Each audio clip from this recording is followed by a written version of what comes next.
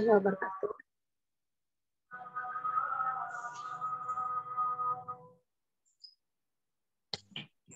Oke, silakan. Untuk kelompok 6, waktu dan tempat silakan. Kelompok 6 akan membahas tentang pengendalian kualitas produk sayur pakcoy pada sistem tanaman hidroponik untuk meningkatkan kemampuan bersaing. Studi kasus di UMKM Kebun Sayur Labuan Bajo.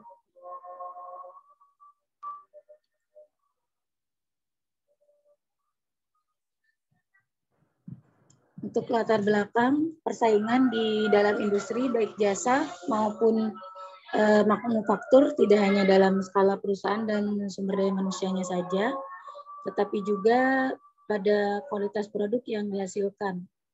Kualitas menjadi faktor penting dalam penentuan kepuasan yang diperoleh konsumen setelah membeli dan memakai produk, karena dengan kualitas produk yang baik akan dapat memenuhi keinginan dan kebutuhan konsumen, sehingga sangat penting bagi perusahaan untuk tetap menjaga kualitas produknya.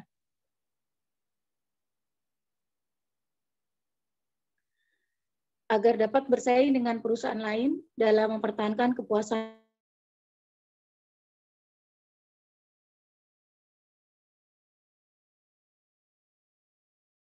dan akan mengancam keuntungan serta keberlangsungan operasi perusahaan di masa mendatang. Sedangkan perusahaan yang memiliki kualitas produk yang baik akan mampu bersaing dengan produk lainnya dan akan tetap eksis dengan profitabilitas yang meningkat di masa mendatang. Permasalahan yang sering timbul pada proses produksi dan dapat mempengaruhi kualitas adalah adanya produk rusak, sehingga memerlukan langkah atau usaha untuk memecahkan masalah tersebut agar kualitas produk dapat terjaga dengan baik.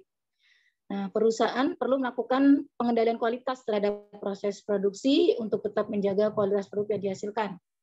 Pengendalian kualitas menjadi satu fungsi yang penting dari suatu perusahaan. Untuk itu, kualitas produk harus ditangani oleh bagian pengendalian kualitas dalam perusahaan, mulai dari pengendalian bahan baku, pengendalian kualitas proses produksi, sampai produk siap untuk dipasarkan. Ini sesuai dengan teori Asauri tahun 2008 halaman 211.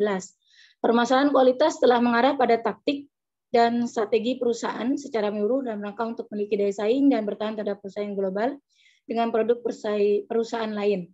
Perusahaan yang punya dan menerapkan program dan kualitas dengan baik akan mampu bertahan dan sukses karena melalui program dan kualitas yang baik dapat secara efektif meminimalisir pemborosan dan dapat meningkatkan kualitas yang baik, dapat secara efektif meminimalisir pemborosan dan dapat kemampuan bersaing perusahaan di pasar global. Suatu kualitas yang baik dihasilkan dari proses yang baik pula dan memenuhi standar yang telah ditentukan berdasarkan kebutuhan pasar.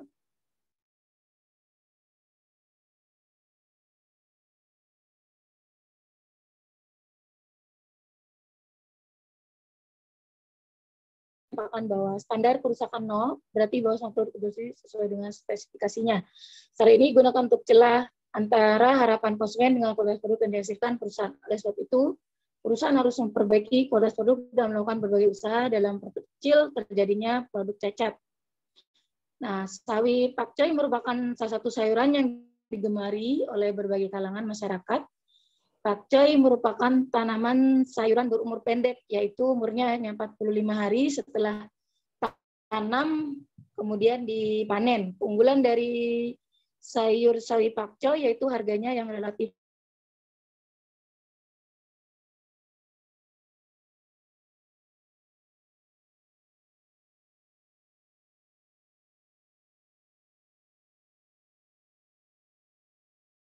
dapat menikmati manfaatnya.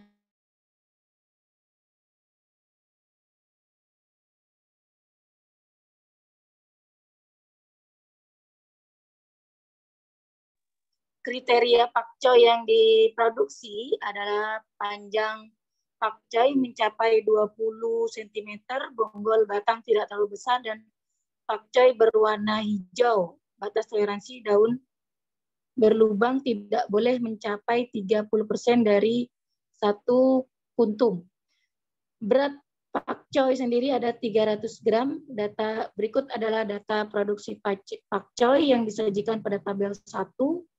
Pendapatan dan nilai kerugian pakcoy bulan Januari sampai dengan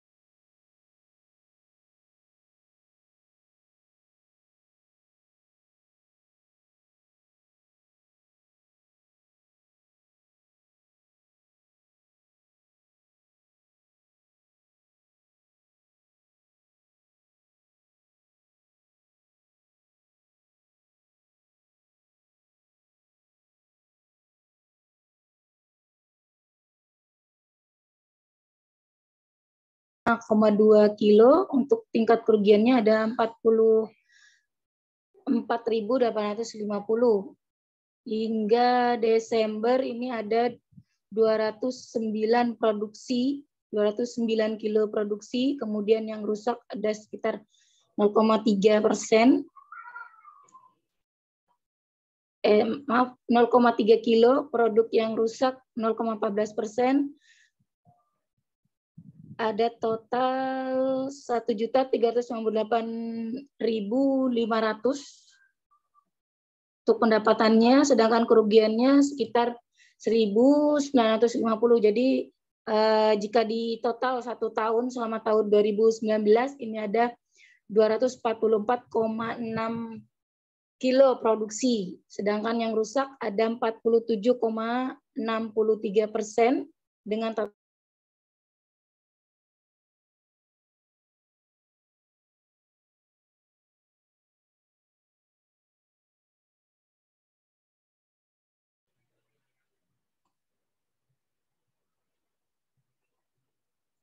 jika di rata-rata ada sekitar 51,404%.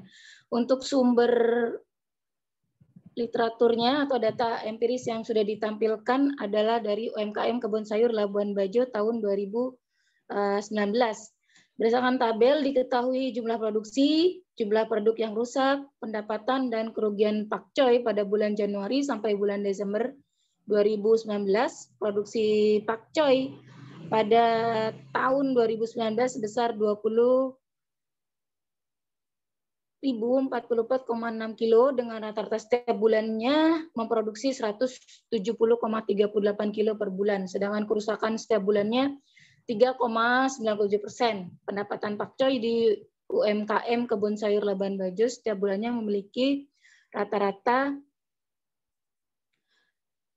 1.107.492, sedangkan rata-rata kerugiannya adalah sebesar 51.404. Untuk mengetahui faktor penyebab terjadinya turun jumlah produksi dan jumlah kerusakan serta dapat mengambil keputusan yang tepat agar kualitas produk tetap terjaga, maka diperlukan pengendalian kualitas dengan menggunakan fishbone analysis. Dengan diagram fishbone secara umum menganalisis faktor-faktor pemicu terjadinya suatu akibat yang dipengaruhi oleh beberapa faktor. Berdasarkan uraian di atas, maka peneliti tertarik untuk melakukan penelitian dengan judul Pengendalian Kualitas Produk Sayur Pakcoy pada Sistem Tanaman Hidroponik untuk meningkatkan kemampuan bersaing. Studi kasus di UMKM Kebun Sayur di Labuan Bajo. Untuk rumusan masalahnya, apakah pengendalian kualitas produk yang diterapkan pada sistem tanam hidroponik sudah berada pada batas kendali? Kemudian yang kedua, faktor-faktor apa saja yang menyebabkan kerusakan atau kecacatan pada produk sayur pakcoy dengan sistem tanaman hidroponik? Berdasarkan rumusan, maka tujuan dari penelitian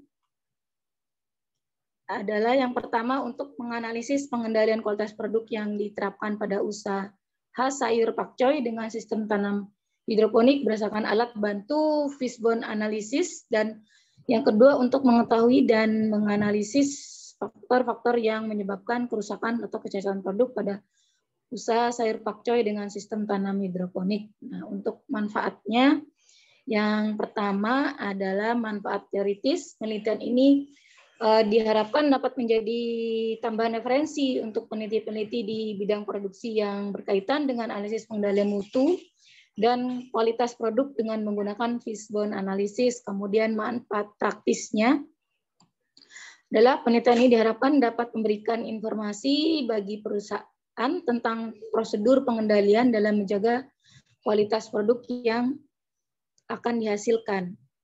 Nah, teori yang digunakan ada beberapa teori.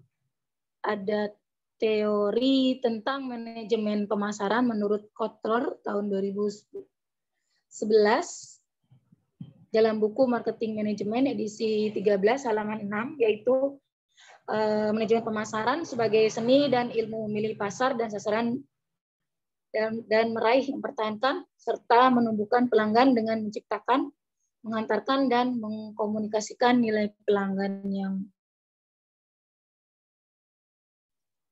Cipiono. Nah, kemudian untuk yang manajemen produksi, ini menurut Asauri, manajemen produksi dan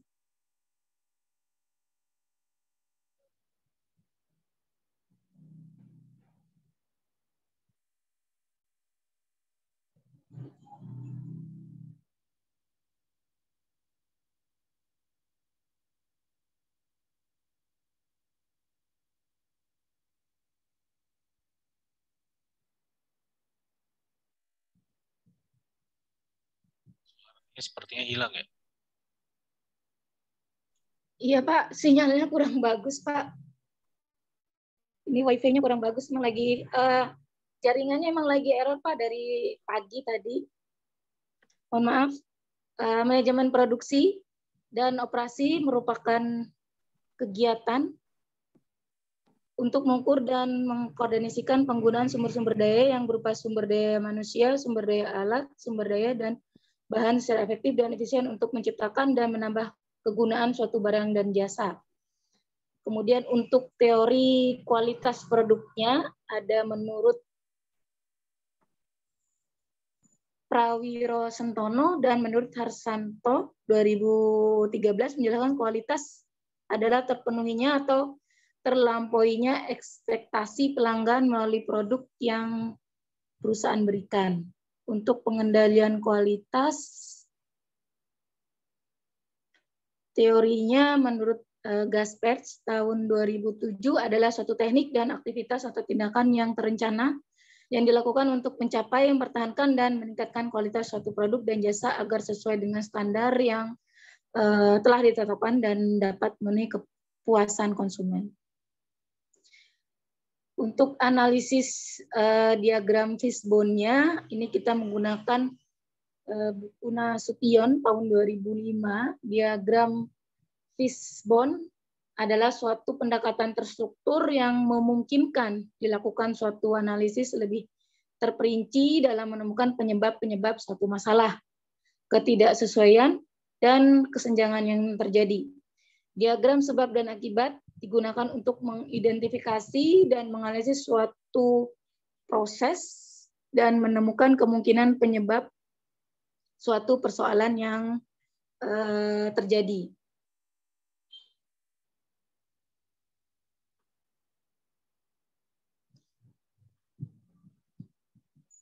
Faktor-faktor penyebab utama dalam diagram sebab akibat ini dapat dikelompokkan dalam yang pertama material, bahan baku, yang kedua mesin, yang ketiga atau tenaga kerja, yang keempat metode dan environment, lingkungan.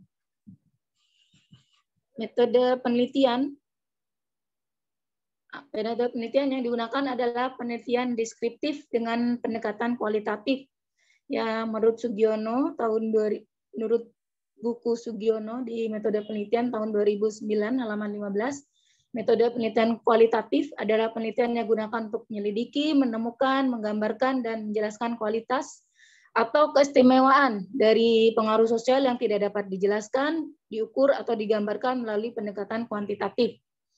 Nah, peneliti melakukan penelitian pada pelaku usaha sayur pakcoy ini pada sistem tanam hidroponik di UMKM Kebun Sayur Labuan Bajo, yaitu dengan cara menganalisis data-data kerusakan produk dan cara pengendalian kualitas yang diperoleh dari pelaku usaha. Diteliti dengan cara memberikan deskripsi atau gambaran terhadap masalah yang telah diidentifikasi. Dan dilakukan secara intensif dan terperinci terhadap proses produksi sayur pakcoy. Untuk jenis dan sumber data, ini masih menggunakan buku Sugiono tahun 2003, halaman 14 adalah data yang tidak terbentuk angka atau dengan kata lain adalah data yang berbentuk kalimat, kata, atau gambar. Dalam penelitian ini berupa latar belakang sejarah organisasi dan data-data lain yang diambil dari dokumen organisasi. Sumber data yang digunakan yaitu data sekunder, Pak. Data sekunder menurut Sugiono adalah sumber data yang tidak langsung memberikan data kepada pengumpul data, misalnya lewat orang lain atau lewat dokumen. Untuk teknis analisis datanya, kita menggunakan pendekatan diagram fishbone.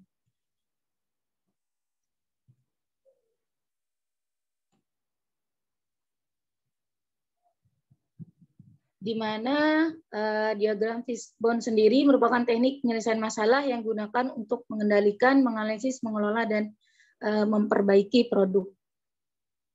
Hasil dan pembahasannya, jenis kerusakan pakcoy di UMKM Kebun Sayur Labuan Bajo adalah daun pakcoy berlubang. Daun pakcoy memiliki panjang kurang dari 20 cm dan daun pakcoy mengalami bercak kuning. Nah, mengetahui jenis kerusakan pakcoy menggunakan tabel check sheet atau lembar pemeriksaan.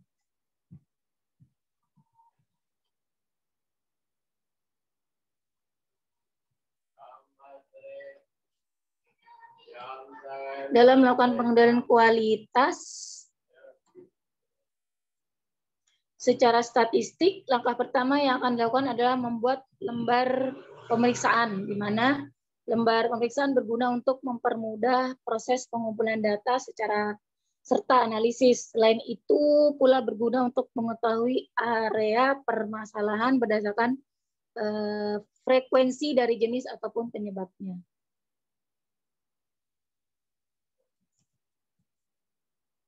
Dalam usaha sayur pakcoy terjadi kerusakan sebagai berikut.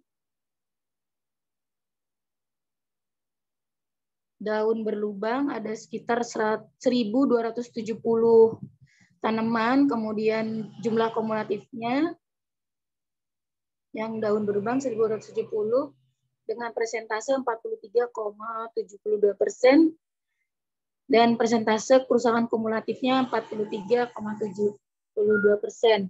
Kemudian untuk kerusakan panjang sayur pakcoy itu kurang dari 20 cm sekitar 841,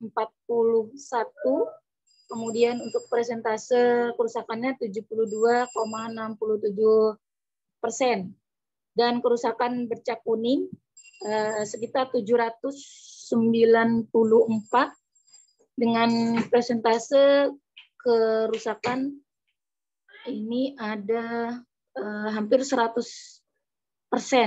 Nah, jadi totalnya ada 2.905 jumlah kerusakan tanaman pada bulan Februari tahun 2020.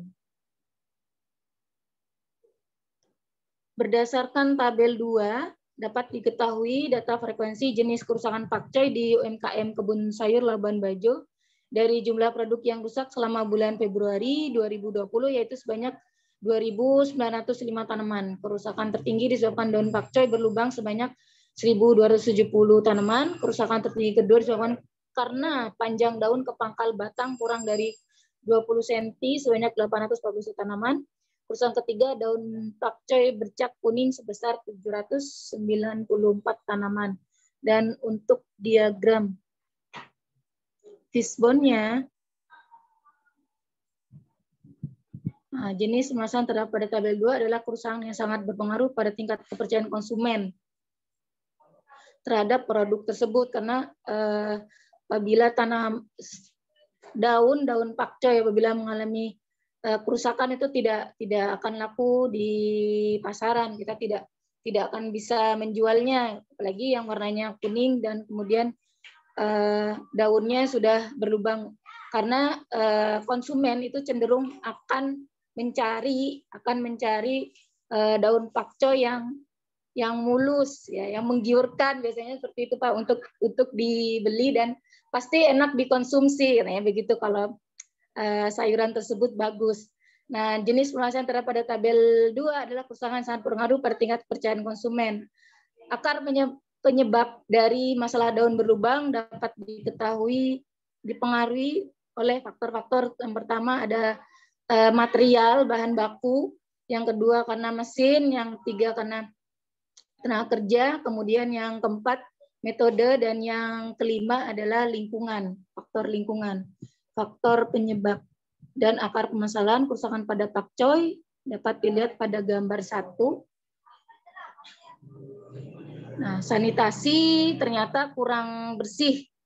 Nah, ini dari segi tenaga kerjanya, dari men.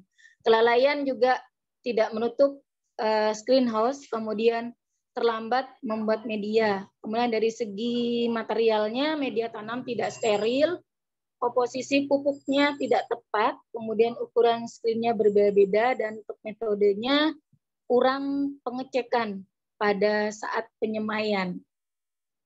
Dan untuk mesinnya kurangnya alat transportasi, dan dari lingkungan adalah banyaknya hama, kutu, ulat.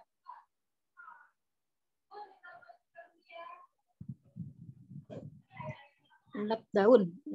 Kerusakannya itu dapat menyebabkan daun berlubang, kemudian panjang dari sayur pakcoynya itu kurang dari 20 cm, dan yang ketiga ada bercak kuning.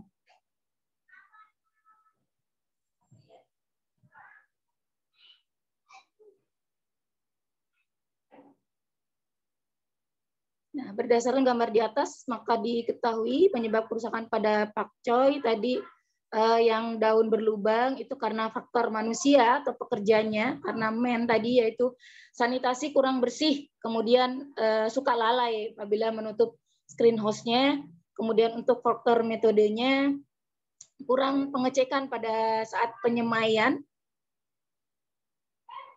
kemudian adanya faktor lingkungan alam yaitu hama yang berupa ulat gerayak. Nah, kalau untuk ulat gerayaknya ini tidak kita tampilkan Pak, bentuknya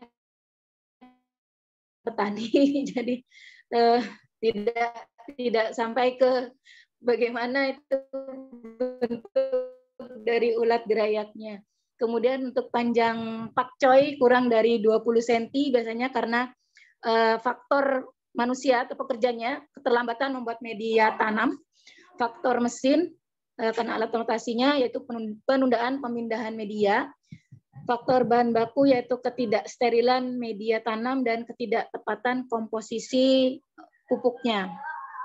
Daun pakcoy mengalami bercak kuning karena faktor manusia juga, yaitu kelalaian menutup screen house, kemudian faktor alat yaitu ukuran screen house-nya berbeda-beda, tidak sama, mungkin faktor lingkungannya itu adanya hama, kutu, atau ulat daun.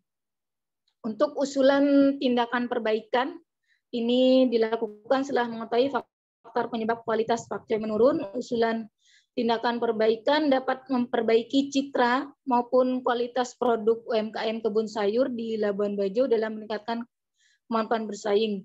Dan usulan tersebut dapat digunakan untuk meminimalisir kerusakan berikutnya.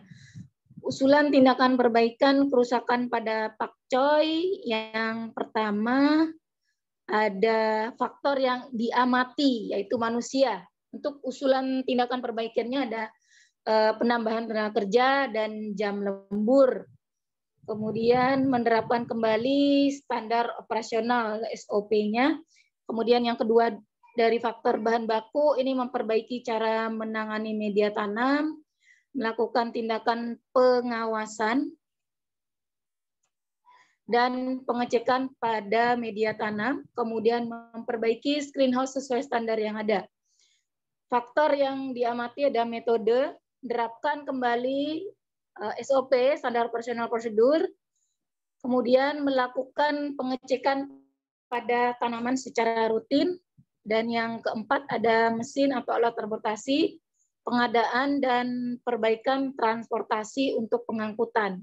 Kemudian di lingkungan alam, melakukan kegiatan sanitasi setiap hari dan secara serentak. Untuk kesimpulannya, berdasarkan hasil penelitian dan pembahasan dapat ditarik kesimpulan yaitu kerusakan pada pakcoy yang terjadi di UMKM kebun sayur di Labuan Bajo adalah daun berlubang sebanyak 1.270 tanaman, panjang pakcoy kurang dari 20 cm, sebanyak 841 tanaman, dan daun pakcoy yang mengalami bercak kuning itu ada 794 tanaman. Kemudian permasalahan yang menjadi prioritas perbaikan adalah daun pakcoy yang berlubang, panjang pakcoy kurang dari 20 cm, dan daun pakcoy mengalami bercak kuning. Dengan menggunakan fishbone analisis ini dapat mengetahui faktor-faktor penyebab kerusakan pada pakcoy serta dapat mengetahui usulan tindakan perbaikan kepada UMKM kebun sayur di Labuan Bajo tersebut.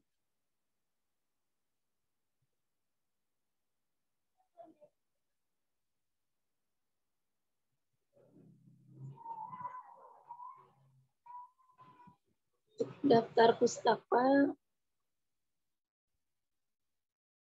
Mungkin itu saja Pak yang disampaikan oleh kelompok 5 Pak, bukan kelompok 6. Yang disampaikan kelompok 5 mungkin ada saran ataupun masukan dari Bapak dosen dan teman-teman yang lainnya. Terima kasih untuk kelompok 5 ini ya. Ya, Oke, untuk kelompok 5 ada yang mau menanggapi? Silakan sebelum saya tanggapin nantinya. Oke, kita tunggu dulu dari teman-teman ya. Silakan. Ya.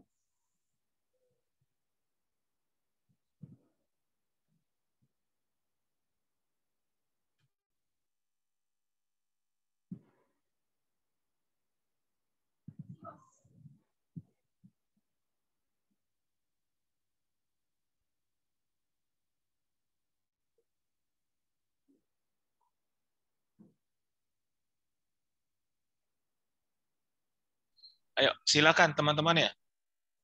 Oke lah, kalau tidak ada yang mau menanggapi, saya mau meminta temannya. Minta aja ya. Untuk ini bisa Tika. Ya, Pak. Silakan tanggapi presentasi ini.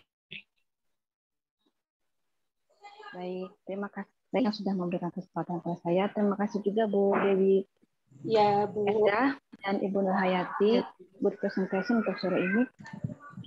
Cuman yang saya ingin tanyakan tentang metodologi ya Bu ya. Untuk apa deskriptif kualitatif itu biasanya kan disertakan dengan apa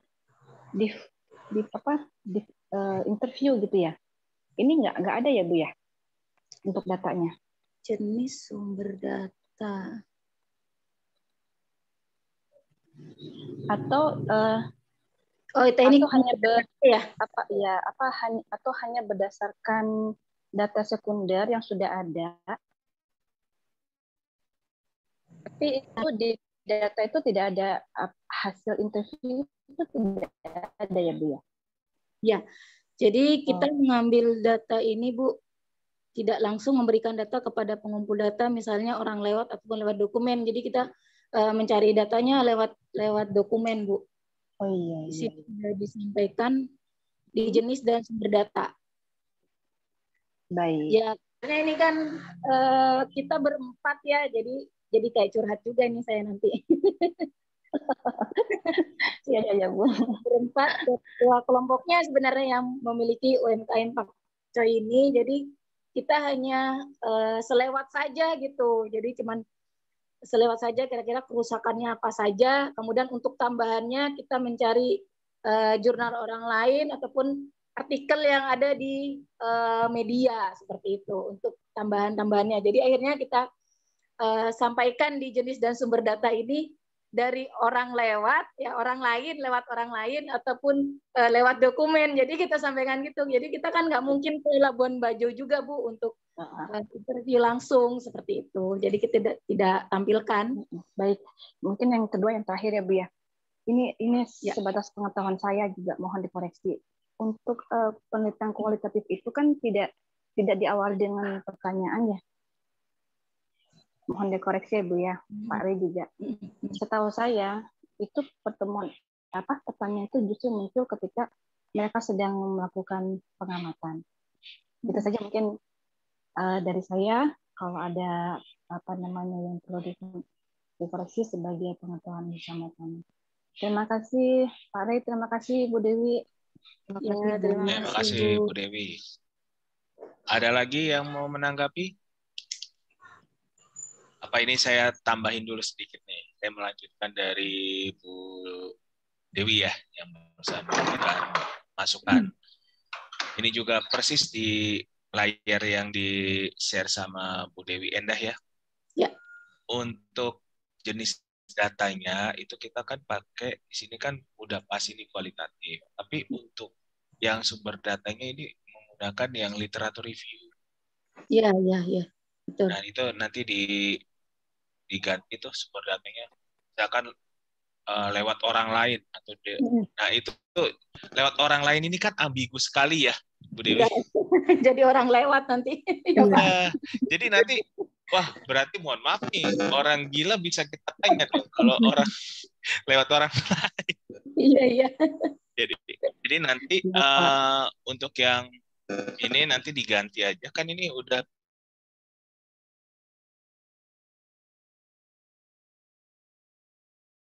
kan gitu sebenarnya metode yang digunakan adalah kualitatif.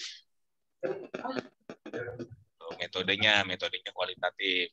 Nah, terus juga jenis risetnya masuk ke arah kualitatif literatur review. Itu yang tadi yang si Bu Dewi katakan itu bisa menjadi yang data jurnal orang lain, jurnal orang yang pernah meneliti tentang ini, itu silakan dimasukkan. Jadi istilahnya buat kita melihat apa yang menjadi sebuah keciri khasan dari tulisan kita. Jadi keunikan. Jadi pada saat nanti memberikan kesimpulan, itu bisa muncul ini loh yang kita temukan. Berdasarkan dari review jurnal-jurnal yang sudah ada, kita melihat fenomena di Labuan Bajo seperti ini, itu bisa ditarik kesimpulan seperti apa. Tadi kan udah kebuka fishbone-nya. Nah, fishbone-nya udah kebuka. Nah, nanti dari fishbone itu kan pertama kita angkatkan itu sebuah masalah. Masalah itu kan tadi Labuan Bajo ya? Iya, di Labuan.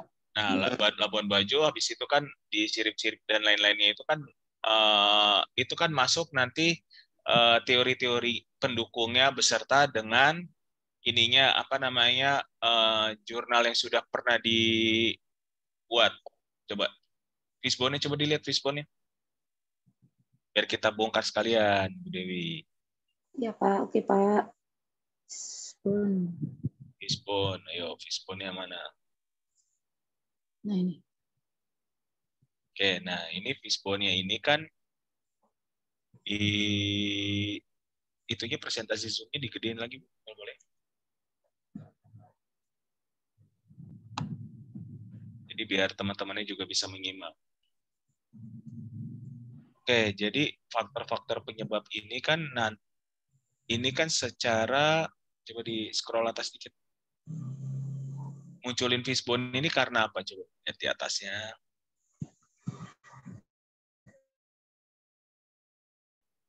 Nah, jenis permasalahan pada perusahaan bla bla bla bla bla.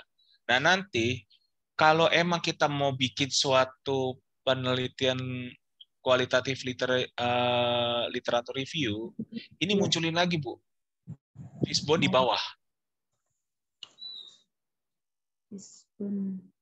Yang tadi kan habis kita bicara artinya kualitatif, habis itu masuk literatur review itu menurut si A itu apa, baru di bawahnya fishbone-nya. Oh, yang di sumber data tadi itu ya, Pak? Ya, kalau emang mau agak beda kayak ini aja. Model biar agak beda ya. Sebenarnya intinya hampir sama kayak fishbone. Itu kayak pohon analisisnya. Analisis tree. Jadi akarnya itu masalah-masalahnya apa, terus juga nanti di batangnya itu ibaratnya ini judul kita. Jadi istilahnya kayak model pohon aja, Bu. Pohon analisis. Oh iya, iya. Oke. Jadi kayak kita bikin kayak model psikotes gitu, kan bikin pohon seperti apa. Nah, itu yang akar-akarnya adalah temuan-temuan yang di atas. Kita ambil dari fishbone pun boleh. Nah, akar-akar itu buat memperkuat yang menjadi indikator atau keyword di dalam penelitian kita. Oh iya. Nah, habis itu kan masuk batang, itu ibaratnya batang itu judul kita, nanti ada rantingnya itu, rantingnya adalah jurnal-jurnal yang pernah diteliti sama orang sebelumnya. Kita bikin sederhana aja dulu, Bu Dewi. Nggak usah terlalu yang jelimet. Kalau mau jelimet lagi nanti di esis itu lebih oke lagi tuh. Ini gambarannya aja dulu. Iya, ranting. Kayaknya saya juga nggak terlalu menguasai juga Pak tentang fishbone. Biasanya kan fishbone ini untuk disertasi ya Pak ya. Enggak, saya di skripsi juga udah ada. Skripsi juga ada. Oh iya, saya nggak terlalu menguasai sebenarnya ini. Jujur saja nih Bu Nur Hayati nih yang menguasai tentang fishbone. Ya, jadi kan kita sama-sama belajar di sini nih. Iya. Jadi kita menolkan dulu nih semua. Jadi kita sama-sama sharing ya di sini ya Bu, ibu-ibu dan bapak-bapak. Jadi bukan dalam artian gimana, kita sama-sama sharing. Nah, kalau untuk yang fishbone maupun yang tree analisis itu, yang pohon analisis, itu sebenarnya polanya hampir sama. Cuman kalau orang yang lebih banyak kita memahami adalah model kayak pohon. Pohon teorinya seperti apa? Kalau lebih kerennya lagi, matriks dari penelitian itu apa? Jadi saya juga udah melakukan ini 2 tahun lalu melakukan penelitian bersama mahasiswa S1 saya malah. Saya bikin dari pohon analisis ataupun dari fishbone itu sebenarnya sama aja. Yang intinya nanti dari pohon itu judul, akar-akarnya itu adalah keyword atau masalah-masalah yang ini nih. Pokoknya masalahnya ini kan udah dibuka nih di fishbone. Ya, sanitasi ini apa ya? Sanitasi kurang bersih, kelalaian ini kan. Ya, tapi masukin aja nih, material, metode, mesin. Nah, itu bisa dimasukin tuh ke akarnya. Nah, terus nanti ranting-rantingnya itu adalah faktor-faktor dari si peneliti sebelumnya kayak apa yang bicara tentang tema kelompok ini.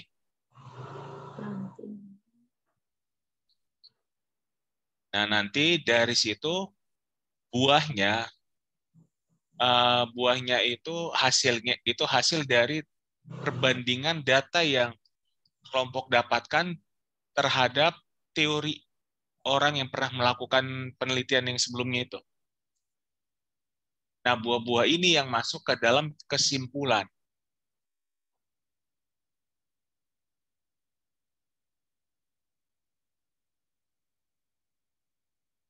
Buahnya orang yang pernah melakukan, iya Pak. Jadi selain penelitian terdahulu. Jadi untuk buahnya ini tadi teori orang yang pernah ranting. Rantingnya. Rantingnya. Kalau buahnya itu hasilnya, hasil perbandingan antara yang kita temukan, istilahnya data kita dengan rangkuman orang seperti apa. Itu nanti lari ke kesimpulan. Kita bikin sederhana aja dulu, Bu Dewi dan Bu Narayati. Ya, siap, Pak.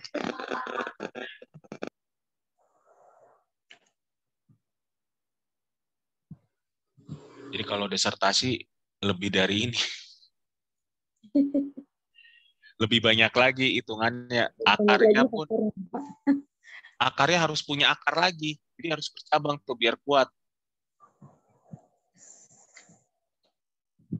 Nah, itu pun yang ranting-ranting ini bisa dari buku juga. Jadi bukan hanya dari jurnal ya. Jurnal itu jumlahnya itu 60% ya. Oh, ya Pak. Karena biar gampang kita ngelihat kesimpulan-kesimpulan ya. Kita main yang standar-standar dulu aja lah. Standar apa ya saya bilang ya. Standar bawahnya dulu deh. Kalau kita bicara main standarnya sebenarnya masih banyak lagi sih. Iya. Kita main standarnya dulu. Dan kita kalau main yang tentang matriks metodologi ini, kita main di aplikasi. Kan kalau kuantitatif, kita kan mengenalnya SPSS ya. Iya, iya. Kuantitatif. Iya, Pak. Kalau kualitatif itu ada namanya NPIVO. Nah, NPIVO ini mirip-mirip kayak kualitatif, tapi itu benar-benar ngebangunnya harus kita telah dulu. Yang dimaksud ini apa, nanti jadi coding. Endingnya coding. Tapi itu nanti aja, saya nggak mau terlalu berat, ini aja. Ketinggian Pak nanti itu. Iya, nanti aja itu, karena ada porsi dosen tersendiri yang harus menjelaskan ini. Iya. Tuh, kalau di mahasiswa bimbingan saya yang skripsi, ini saya udah mulai cemplung ini nih. Jadi dari awal mereka udah saya suruh nyari matriksnya. Jadi sebelum bicara ke judul, saya bicara tema dulu, baru matriksnya seperti apa. Apa kemungkinan nanti untuk di faktor lingkungan itu bisa menemukan faktor cuaca juga mungkin Pak, karena kelebihan debit air, karena hujan terus-menerus, mungkinan seperti itu juga ditemukan ya Pak ya? Boleh, jadi nanti kan itu dari penelitian orang kan ada yang kayak gitu, tapi kan itu istilahnya dari produksi ya. Kalau kita bicara pemasaran ini kan masuk produksi. Produksi yang endingnya adalah produk.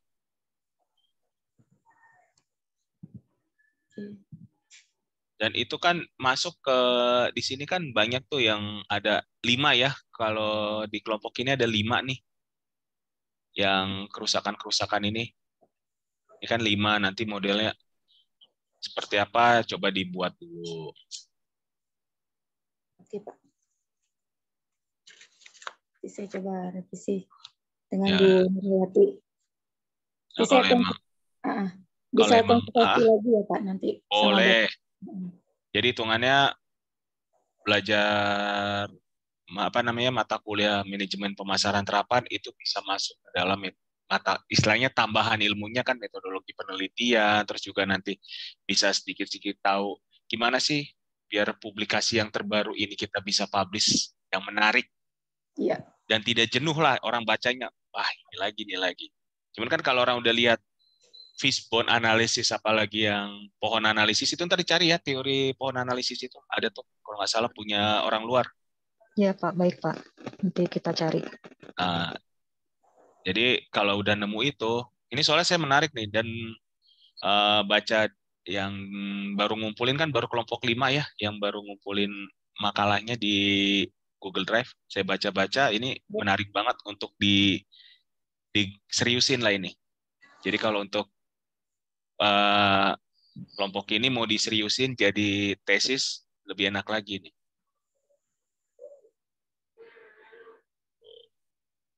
Terima kasih. Ada yang mau sama-sama. Ada yang mau ditanggapi lagi? Silakan dari teman-teman ya.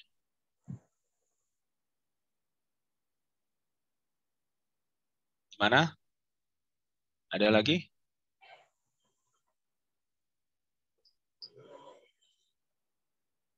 Oke, kalau tidak ada nanti kelompok yang Bu Dewi dan Bu Nurayati ini, kalau emang ada yang mau ditanyakan, silakan tanya langsung.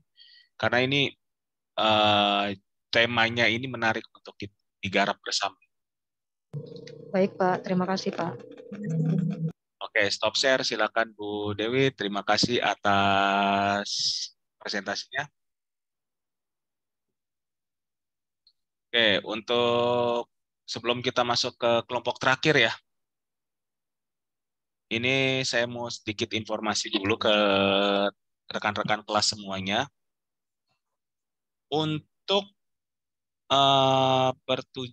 pertemuan 7 nanti, itu kita, apa ya saya bilangnya, kan persiapan mau UTS nih. Nah, pertemuan 7 ini, kita tidak perlu ada Zoom. Jadi saya menilainya itu dari paper yang sudah kalian buat sesuai dengan template jurnal yang kalian akan publish. Jadi pertemuan minggu depan itu tidak ada pertemuan online, yang ada cuman satu itu, yang pertemuan tentang adalah nilai saya ambil atau absensi dari mahasiswa yang mengumpulkan papernya di Google Drive yang akan dipublish. Jadi pergunakanlah template jurnal yang kalian akan tuju buat nanti UAS kalian, buat kalian publish.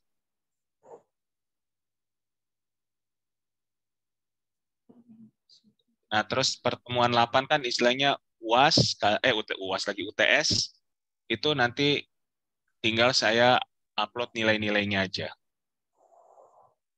Jadi untuk kelompok yang tidak mengirimkan nama-namanya, misalkan gini ya, contoh ya kayak kelompoknya Selemi nih.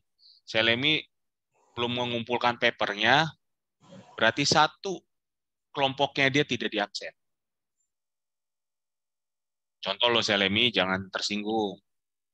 Nggak apa-apa. Nah, kalau misalkan lagi nih, kelompoknya Mas Erik nih, itu nggak mengumpulkan, ya nggak ada nilai, nggak ada absennya juga. Gitu loh ceritanya. Dan nanti kalian udah benar-benar dibuat sesuai dengan template jurnal yang kalian akan tuju, itu bebas di mana aja. Yang penting nanti di akhir dari pertemuan kita ini, pertemuan berapa? 16, 15. Di pertemuan 15 kalian sudah mensubmit di Google Drive tersebut. Google Drive kalian bikin per folder ya, karena folder tersebut yang nanti akan menjadi indikator penilaian kalian. Contoh, kelompok 1 bikin folder kelompok 1, berarti ada jurnalnya sama LOA-nya. Kelompok 2 juga gitu, per folder semuanya. Jadi bukan dicemplungin langsung kayak gitu. Jadi biar mapping enak.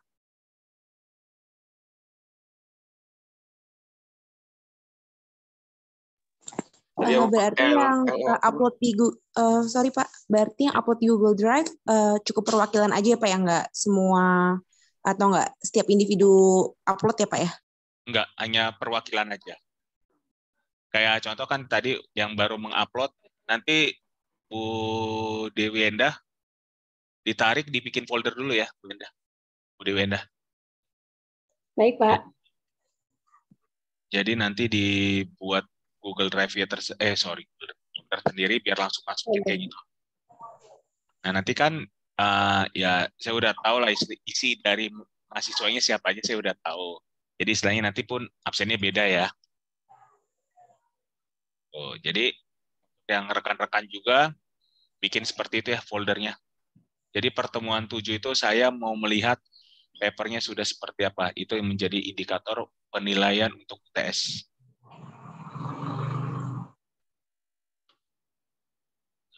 Terus pertemuan ke-9 saya akan memberikan tambahan materi dalam bentuk presentasi. Saya sendiri nanti kita akan melakukan istilah pengajaran seperti yang komunikatif lah. Nanti saya tampilkan materi tentang pemasaran terapan yang bisa nanti menjadi bahan tambahan buat kalian di dalam pembuatan tesis ataupun merevisi sedikit atas paper kalian. Jadi saya juga udah ready, dan di endingnya ya tadi itu saya katakan kalian pada saat sebelum publish kan kalian bisa melihat, oh ini masuk, ini belum dimasukin nih, kita masukin. Seperti itu. Oke, ada pertanyaan lagi sebelum kita mulai ke kelompok 6? Kelompok 6 sudah Pak, minggu lalu Pak. Sudah ya, berarti sudah selesai ya berarti nih. Sudah semua, Pak.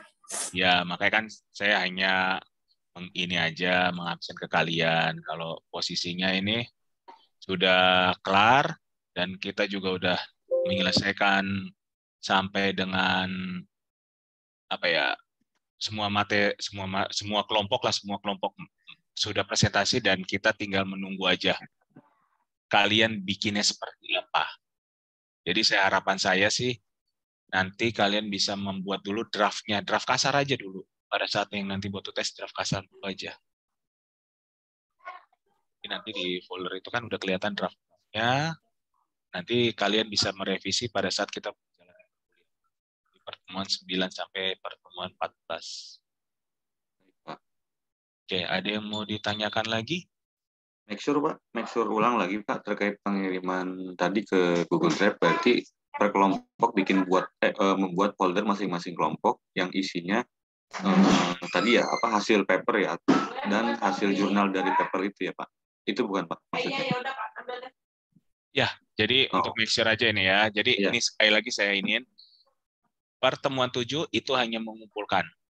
Itu menjadi indikator absensi ya. Oke, jadi nanti itu pun bisa buat menjadi indikator penilaian saya di dalam perkuliahan kita yang di UTS.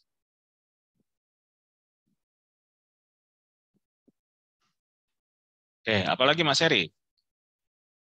Sementara itu Pak. Oke, kalau emang ada yang masih bingung, silakan tanyakan langsung ke saya ataupun ke grup. Pak Rey, maaf Pak, boleh nanya Pak? Ya, silakan. Tadi ada di dalam folder masing-masing kelompok, ada tadi disebutin LOA apa ya Pak? Letter of accepted. Itu kalau kalau kalian mau publish kan pasti ada yang menyatakan bahwa ini akan diterbitkan pada volume ini. Itu ada. Oke Pak. Jadi itu yang buat nanti penilaian di UAS. Oh iya, baik Pak.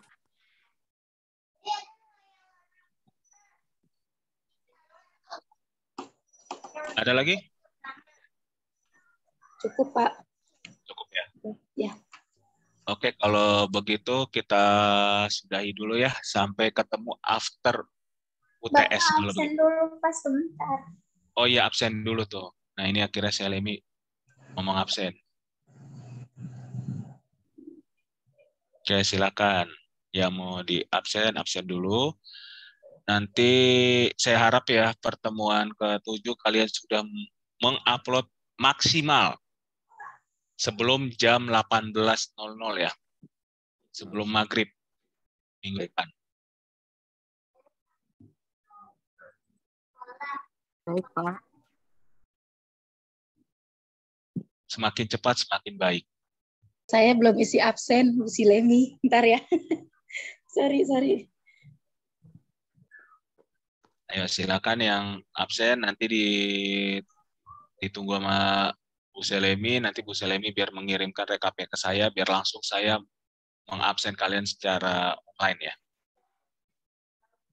Jadi sebelum pertemuan 7 kalian sudah lihat absensi kalian.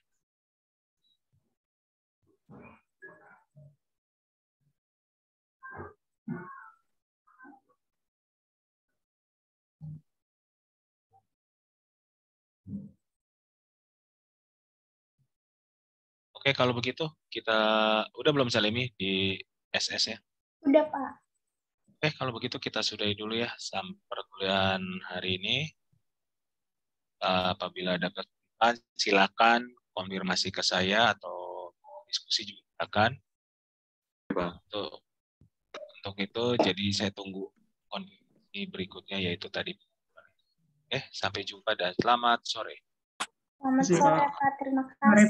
Sama-sama.